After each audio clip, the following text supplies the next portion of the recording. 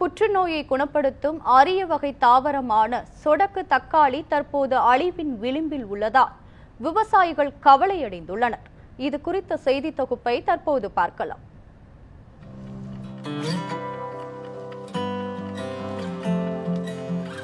உலக அளவில் 200 வகை புற்றுநோயால் மனிதர்கள் பாதிக்கப்பட்டுள்ளதாக ஆய்வு ஒன்று கூறுகிறது. 2021ஆம் ஆண்டு நிலவரப்படி உலக அளவில் உயிரிழந்தவர்களில் 15% பேர் புற்றுநோயால் பாதிக்கப்பட்டவர்கள் என தெரிய வந்துள்ளது.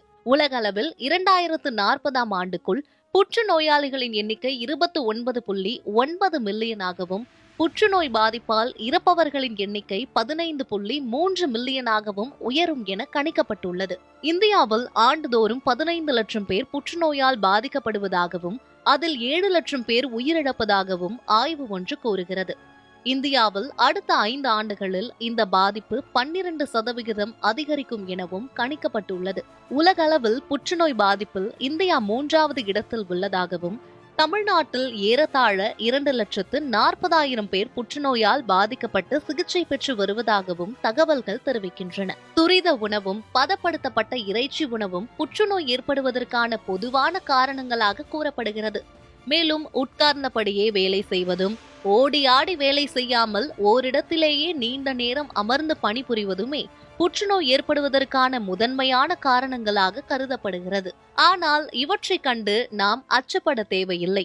புற்றுநோயை தடுக்கும் உணவாக காய்கனிகள் விளங்குகின்றன. அதிலும் மூர்த்தி சிறிது கீர்த்தி பெரிது என்பதை போல புற்றுநோயை குணப்படுத்தும் மகத்தான மருந்தாக சொடக்கு தக்காளி விளங்குகிறது. சொடக்கு தக்காளி பற்றி தற்போதைய தலைமுறை அறிந்திருக்க வாய்ப்பில்லை. தக்காளியை எல்லாருக்கும் தெரியும், மணத்தக்காளியை பற்றியும் தெரியும். சொடக்கு தக்காளி என்பது சின்னஞ்சிறிய வடிவில் உள்ள அரிய பழமாகும். நடுவில் பழமும் சுற்றிலும் பை போன்ற குமிழும் இருக்கும். சொடக்கு தக்காளி பழங்கள் பொன்னிறமாக இருக்கும். அதனை அப்படியே சாப்பிடலாம். சொடக்கு தக்காளி இனிப்பும் சிறிது புளிப்பும் கலந்த மணமும் நிறைந்த அருமையான பழமாகும். சொடக்கு தக்காளியை அப்படியே வாயிலிட்டு சுவைத்து தின்னலாம். தின்ன தின்ன தெவிட்டாத சுவை தரக்கூடியது சொடக்கு தக்காளி பழம். ஒரு முறை தின்றால் அதன் சுவை நாவில் எப்பொழுதும் ஊறிக்கொண்டே இருக்கும். தனித்துவமான சொடக்கு தக்காளி பழத்தின் சுவை அனைவரையும் சொக்க வைக்கும் என்பது நிதர்சனமான உண்மை. சொடுக்கு தக்காளி ஒரு 90 காலகட்டங்களில் ரோட்டோரங்களில் அதிகமாக இருந்துச்சு. தோட்டங்களில் நிறைய இடங்கள்ல இருக்கும். நாங்கள் சின்ன வயசுலாம் அதிகமாக பறித்து சாப்பிட்ருக்கோம். இப்போ அது அதிகமாக காண முடியல. அதுவும் தென் மாவட்டங்களில் அதிகமான இடங்கள்ல இருந்துச்சு. இப்போ தோட்டக்காட்டில் இந்த களக்கொல்லின்ற மருந்துலாம் அடிக்கிறாங்க. அதனால் இந்த பயிர்கள் அழிஞ்சிட்டு வருது. இது ஒரு நல்ல ஒரு மருத்துவ குணம் உள்ளது. பார்த்துருங்க, கேன்சருக்கு, சுகரு, இந்த மாதிரி நிறைய மருத்துவ குணம் உள்ளது. நோய் எதிர்ப்பு சக்தி அதிகமாக உள்ள பழம். இந்த பழம் சாப்பிட்றதுக்கு அவ்வளோ ஒரு சுவையாக இருக்கும். நாங்கள் சின்ன வயசில் 90 காலகட்டங்களில் நாங்கள் ரொம்ப விரும்பி சாப்பிட்ட பழம்னா இந்த பழம். இன்றைக்கும் எங்களுக்கு அதை சாப்பிடணும் போல ஆசையாக இருக்கும். கிடைப்பாரு எங்கேயோ ஒரு இடத்துல பார்க்கும்போது ரொம்ப அதிசயமாக இருக்குது எங்களுக்கு அதை பார்க்கும்போது. சிறு தக்காளி, இந்திய புலி, புலி தக்காளி, பூமி தக்காளி, தட்ட தக்காளி, நெய் தக்காளின்னு பல பெயர்களால சொடக்கு தக்காளி குறிப்பிடப்படுது. செடியில இருந்து இத பறிச்சு தலையில வச்சு அழுத்தி விளையாடும் போது சொடக்குன்னு சத்தம் வரும். இதனாலதான் சொடக்கு தக்காளின்னு பேர் வந்துச்சு. ஆங்கிலத்துல இது கட்லீஃப் கிரவுண்ட் செரி, பிளாடர் செரி, நேட்டிவ் கூஸ்பெரி, கிரவுண்ட் செரி, இந்தியன் கூஸ்பெரி வீட், மொலாக்கா வைல்ட் டொமேட்டோன்னு பலர் பெயர்களால அழைக்கப்படுது. சொடக்கு தக்காளி பழத்தில் பாஸ்பரஸ் சத்து மிகுந்துள்ளதால் எலும்பு வளர்ச்சிக்கு உதவும். சொடக்கு தக்காளியில் வைட்டமின் பி காம்ப்ளெக்ஸ் சத்து மிக அதிக அளவில் உள்ளதாக அறிவியலாளர்கள் கண்டறிந்துள்ளனர். வைட்டமின் பி காம்ப்ளெக்ஸ் சத்து உடல் ஆரோக்கியத்திற்கு மிகவும் அவசியமானது. சொடக்கு தக்காளி பழம் நீரிழிவு குறைபாட்டை கட்டுப்படுத்துவதிலும் புற்றுநோயை குணப்படுத்துவதிலும் மிக பெரிய பங்கு வகிக்கிறது.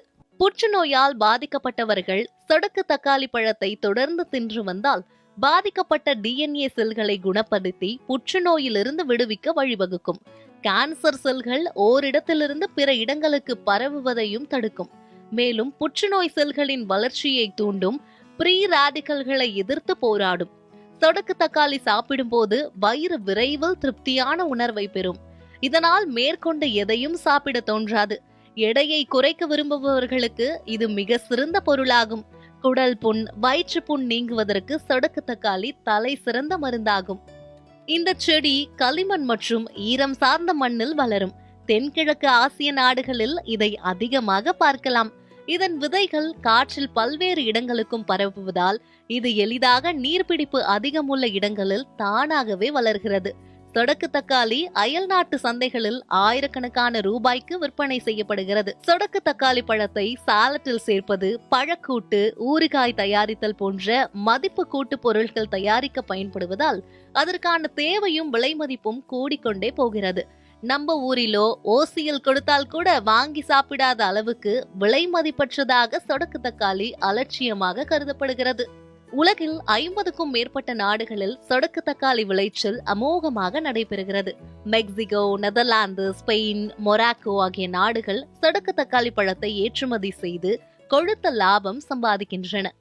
எங்க அப்பா இங்க தோட்டத்துக்கு கூட்டு வந்த உடனே நாங்க இந்த வயல்ல சொடுக்கு தக்காளி எங்க இருக்குன்ட்டு தேடி பார்த்து அதை தின்னுட்டு தான் எங்களுக்கு வேலை.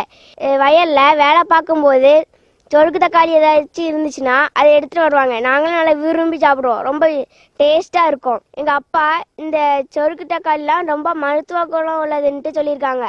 அந்த காலத்துல இது எங்கேயாவது இருந்துச்சுன்னா அதை வெட்டி அழிச்சிடாதீங்க, அது ரொம்ப மருத்துவ குணம் உள்ளது. சொடக்கு தக்காளி விளைச்சலில் உலகளவில் இந்தியா 2வது இடத்தில் உள்ளது. எனினும் தமிழ்நாட்டில் சொடக்கு தக்காளி நிலைமை பரிதாபகரமானது.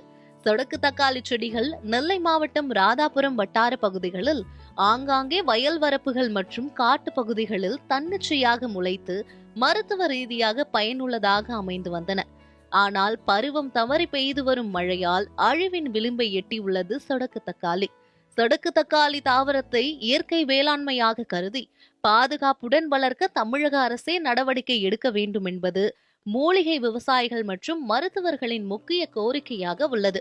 நியூஸ் 7 தமிழ் செய்திகளுக்காக நெல்லை மாவட்டம் வள்ளியூரிலிருந்து செய்தியாளர் விஜய் பிராங்க்லின்.